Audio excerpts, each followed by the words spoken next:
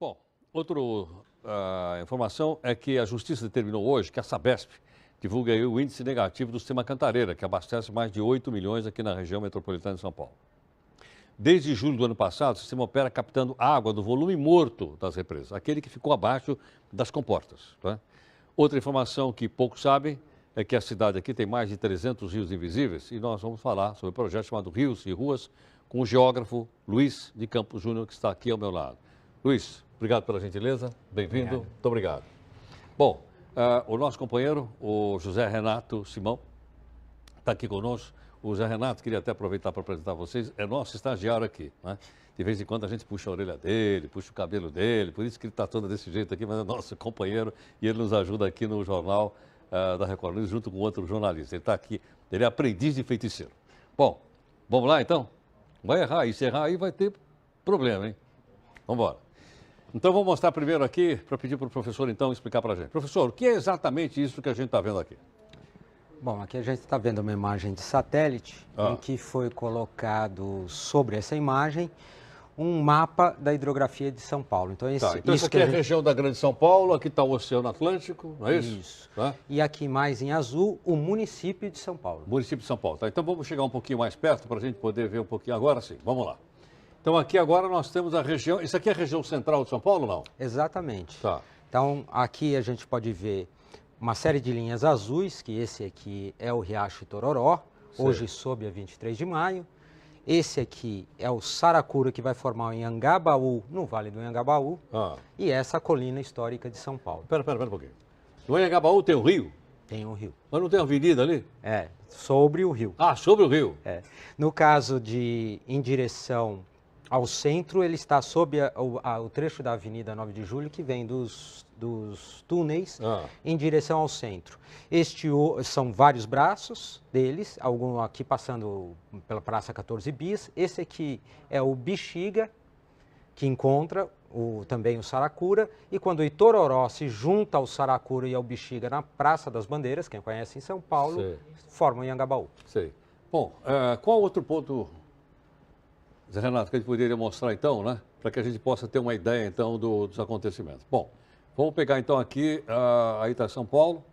Então, é comum, essa aqui então já é a cidade com os prédios tudo em cima, não é isso? Isso aqui está tudo em cima então de rios, córregos, tudo. É comum fazer uma coisa como essa ou não? São Paulo inteirinha, né, essa parte mais urbanizada, está sobre os rios. Sei. Você consegue ter visível em toda essa área aqui apenas o Tamanduá ATI. Está aqui. Parque Dom Pedro II está aqui. Exato. Não é isso? Tá, isso é o Tamanduá ATI. Visível, mas as pessoas não têm. Ele tem parte que ele é invisível. Também tem um trecho que está sob a Avenida do Estado. Está coberto, não é isso? Exatamente. Exatamente. Aí, esse site, Rios Invisíveis, é um mapeamento colaborativo. O que isso quer dizer? Na verdade, o coletivo Escafandro, que realizou esse site, com dados da hidrografia de São Paulo, ele colocou os rios sobre a cidade e as pessoas podem contar histórias sobre os rios que estão próximos das casas delas. Por exemplo, se o cidadão morar no bairro do Ipiranga, aqui em São Paulo, que história que ele poderia contar lá? Bom, eu posso contar uma, por exemplo. Então vamos lá. Existe um pequeno riacho afluente do Ipiranga, chamado Pirarungaua, que até 2007 ficou 70 anos dentro de uma galeria. E aí, em 2007, essa galeria deu um problema e resolveram, então, trazê-lo de volta à luz do dia. Sim. E esse rio foi recuperado e, em 2008, entregue à população. Então, hoje, você, quando vai no Jardim Botânico e vê aquele riacho que está lá, bonito e etc., às vezes as pessoas que não conheciam antes não sabem que ele ficou dentro de uma galeria durante 70 anos. Agora, de certa forma, quando a gente, não só em São Paulo, em qualquer cidade do país, você canaliza desse jeito e tampa, você não está também destruindo, além do patrimônio ecológico, destruindo um patrimônio histórico? Exato. Quer dizer, aqui em São Paulo o que acontece também é, além de a gente simplesmente cobrir os rios, às vezes a gente até muda o nome dos lugares onde eles estavam. Então, por exemplo, hoje existe a Avenida... por exemplo, a Avenida Jornalista Roberto Marinho. Era a Avenida Águas Espraiadas, por onde passa o Riacho das Águas Espraiadas. Que também sumiu. Não, ele está a céu aberto, mas no meio de 4 pistas, as pessoas não têm contato com ele, né? Entendo. Mas, na verdade, nessa área mais central de São Paulo, 90 98% dos rios são Agora, invisíveis. parece até que isso é um estorvo, não é não?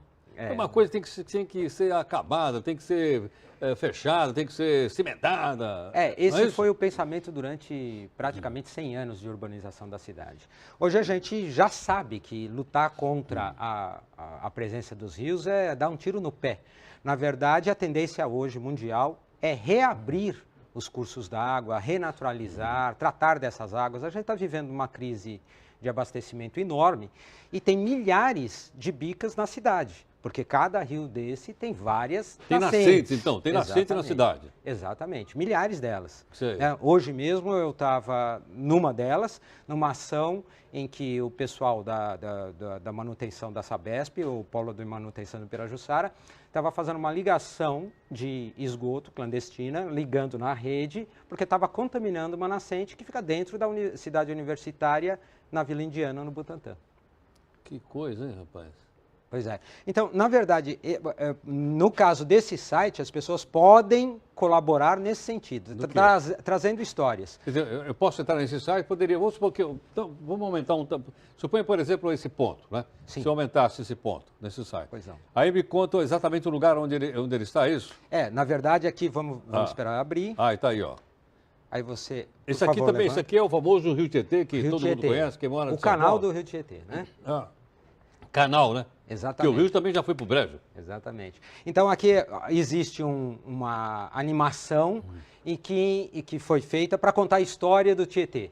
Aí? Então, exatamente. Alguém postou isso naquele ponto, então trouxe para cá a ideia do Tietê, água verdadeira, rio verdadeiro. Eu não sabia. A primeira vez que eu vejo escrito é Tupi-Guarani, né? Exatamente. E eu não sabia como é a tradução? O significado? Água verdadeira ou rio verdadeiro, né? Tá. Como Iguaçu, esse I de água, né? Iguaçu, grande água. Grande água. Que bacana, então.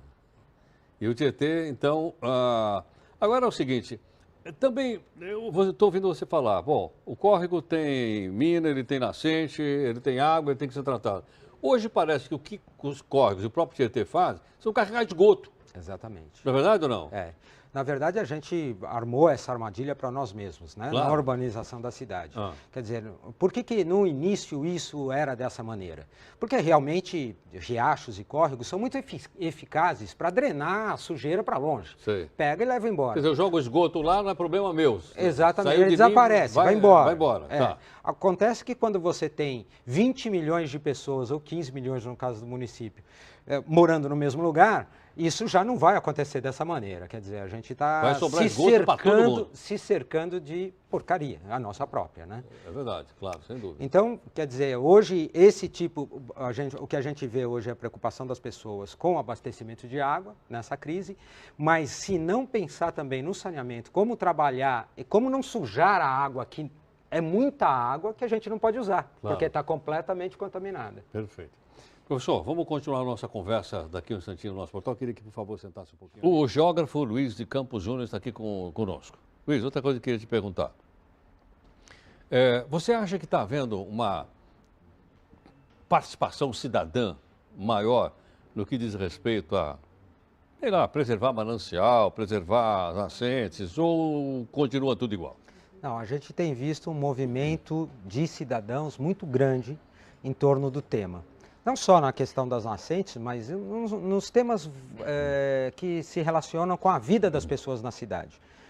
Especificamente nisso, que é no que eu trabalho, a gente tem visto pessoas recuperarem nascentes, abrirem lagos em praças públicas, em lugares que antes eram praças abandonadas e que as pessoas tinham medo de frequentar e assim por diante.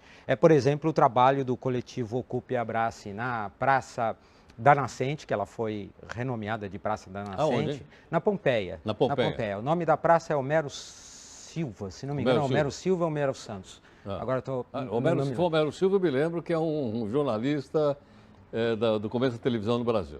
E aí eles ali fizeram, os próprios moradores fizeram um coletivo e começaram a recuperar. E é muito interessante no caso nesse caso específico, é que o SOS Mata Atlântica divulgou algumas semanas atrás os índices que eles fazem o controle das águas em alguns córregos de São Paulo, riachos de São Paulo. E o único que deu melhoria de qualidade foi o córrego da Água Preta, cujas nascentes estão nessa praça. Então foi muito interessante de ver esse resultado. E sobre o que eu estava falando antes, que hoje a gente esteve com a Sabesp, com o pessoal da Sabesp trabalhando para retirar o esgoto de um lugar que tem nascente, ali também é uma movimentação das pessoas, da comunidade, para transformar um lugar que era simplesmente um terreno baldio onde se despejava caçambas de entulho e etc., num lugar agradável que as pessoas possam frequentar. Hoje tem peixe, tem um lago e um banco para você sentar e assim por diante.